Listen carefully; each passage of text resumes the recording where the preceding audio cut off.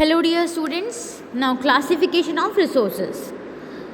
So natural resources can be classified on the basis of their origin, stage of development and renewability. So as you all know, natural resources are the resources that we get from nature. So natural resources, now these are classified on the basis of, ये भी classified होते हैं, means these are also divided into 3 parts and they, on the basis of origin, development and renewability. Okay, now first we will study origin, means ये कहाँ से originate होते हैं, हमें कहाँ से मिलते हैं ये. पहले ये कहाँ से क्लासिफाइड जो है ये 3 बेसिस पे हैं. फर्स्ट ऑफ ऑल ओरिजिन क्या होता है, ये कहाँ से ओरिजिनेट होते हैं, कहाँ से हमें मिलते हैं. सेकंड स्टेज ऑफ डेवलपमेंट, फिर ये डेवलप कैसे होते हैं. एंड थर्ड, इसको हम रिन्यू कैसे कर सकते हैं, रिन्यूएबिलिटी इनकी कैसी होती है. So first of all today we will study origin. Based on their origin और where they are derived from, resources can be divided into biotic और अबायोटिक. मीन्स ये कहाँ से ओरिजिनेट होते हैं, जो ओरिजिन कहाँ से होता है इनका, या तो ये आप बायोटिक कंपोनेंट्स से इनको ड्राइव कर सकते हो, मीन डिराइव्ड मीन्स वहाँ से हमें मिल सकते हैं. We can derive the natural resources from biotic components also and abiotic components also. Now what are biotic and abiotic. Biotic resources include natural vegetation and forest, wildlife, aquatic ecosystems of both fresh water and salt water. Biotic resources क्या होते हैं, these include natural vegetation, means जिसमें natural vegetation होता है, like forest, wildlife, aquatic ecosystems of both fresh water and salt water. जो भी fresh water के और salt water के जो भी natural vegetation होता है, forest, wildlife, these all are biotic resources. Okay, and abiotic resources include land utilized for settlement, soil for cultivation, water for survival and minerals. Means abiotic जिसमें life नहीं होती है, जो नॉन लिविंग होते हैं, like land that is utilize. अब land है, हम इसको कैसे यूटिलाइज करते हैं, अपने सेटलमेंट के लिए. सॉइल फॉर कल्टिवेशन, सॉइल को हम कैसे यूज़ करते हैं, it is use for cultivation. Water for survival and minerals. Okay, so you know what are biotic resources and abiotic resources. Biotic resources include natural vegetation and abiotic resources includes the land utilized for settlement, soil for cultivation, water, survival. जो भी चीज़ें हमारे survival के लिए हमें necessary है, जो resources that are abiotic. Okay, you all know abiotic and abiotic. I have explained earlier also. So this is the origin. So on the basis of origin, natural resources are classified into biotic and abiotic resources. Okay, now stage of development. So resources can be classified as potential or actual depending on whether they are being developed currently or are available for future development. So development resources किस में classified होते हैं, they are classified into 2 parts, potential resources and actual resources.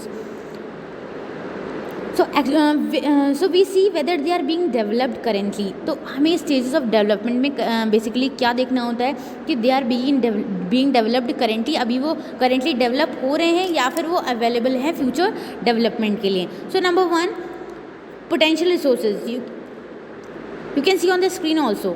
These resources are known to exist and have been located but are not being utilized or developed at present. Potential resources कौन से होते हैं, These resources are known to exist. ये exist करते हैं और located भी हैं, means अभी available हैं और exist करते हैं but not being utilized and or developed at present. अभी आप क्या इसको utilize नहीं कर सकते हो, ये present है nature में, अभी आप available है but इसको आप अभी utilize नहीं कर सकते हो. They may be developed and utilized in the future. इसको आप future में कभी utilize कर सकते हो. Okay, like tidal energy, solar energy, geothermal energy, solar. अब हम यहाँ से सोलर एनर्जी से एक एग्जांपल लेते हैं. सोलर एनर्जी अवेलेबल है, हर टाइम अवेलेबल है. मॉर्निंग में जब भी सन होता है तो सोलर एनर्जी आपकी अवेलेबल है, बट आप क्या इसको अभी यूज़ कर सकते हो, वो अवेलेबल है, लोकेटेड है, ठीक है, बट इसको आप फ्यूचर में यूज़ कर सकते हो. मीन्स उसको आप कंजर्व कर सकते हो. अभी जैसे सोलर प्लांट्स होते हैं, ठीक है, वो सोलर एनर्जी को क्या करते हैं, एब्जॉर्ब करते जाते हैं. फिर उस सोलर लाइट्स होती हैं बहुत सारी, तो वो कब वर्क करती हैं, वो फ्यूचर में वर्क करती है, मीन्स अभी तो आप उसकी एनर्जी एब्जॉर्व कर लोगे और फिर आप उसको बाद में यूज़ कर सकते हो. So these resources are potential resources, जिनके अंदर पोटेंशियल होता है बाद में वर्क करने का, फ्यूचर में आपके वो यूज़ आ सकते हैं. So these are potential resources. So here geothermal energy, geothermal word. So what is geothermal? Power obtained by using heat from the earth's interior. अर्थ के, जियो मीन्स अर्थ होता है, और अर्थ के इंटीरियर से जो भी एनर्जी आती है, जो भी पावर आती है, तो that is geothermal energy. So tidal, solar and geothermal energy sources in most part of the world are potential sources waiting to be tapped. Means अभी भी बहुत सारी जगह पर ये चीज़ें अवेलेबल हैं. टाइडल एनर्जी है, okay, solar energy, geothermal energy, but ये हम बेसिकली हमारे यूज़ में कंटिन्यूटी में नहीं है ये. बट एक्चुअल रिसोर्सेज में क्या होता है? Actual resources, these resources have been properly surveyed and assessed and are being currently used by humans. So actual resources are currently used by humans. Examples would be iron ore and coal that are being extracted from the Choटा Nagpur Plateau in India and used in iron and steel plants. Means actual resources आप कहाँ से लेते हो? Actual resources क्या होते हैं? पहले तो I want to tell you that I have explained you that actual resources are the resources that has been properly used. अभी जो हम properly उसको use कर रहे हैं और वो कहाँ से extract किए जाते हैं और कैसे development में आते हैं. Like example you can say iron ore है एंड कोल, वो कहाँ से एक्सट्रैक्ट किए जाते हैं? छोटा नागपुर प्लेट्यू से iron ore and coal extract करके इंडिया में उसको क्या करते हैं हम, फिर यूज़ कैसे करते हैं उसको?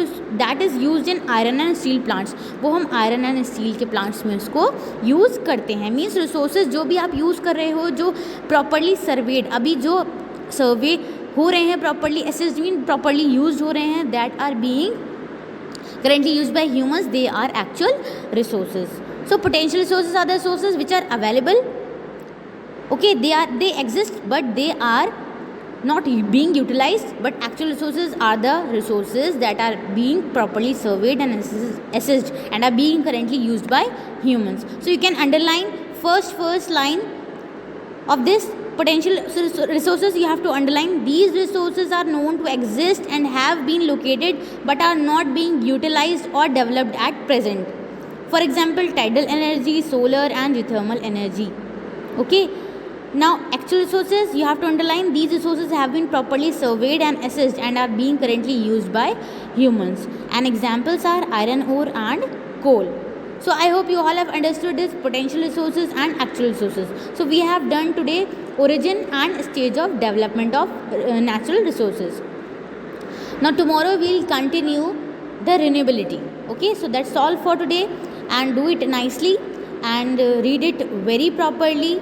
Don't skip any of the paragraph, don't skip any of your lectures also, okay, because you in exams you have to do all the things.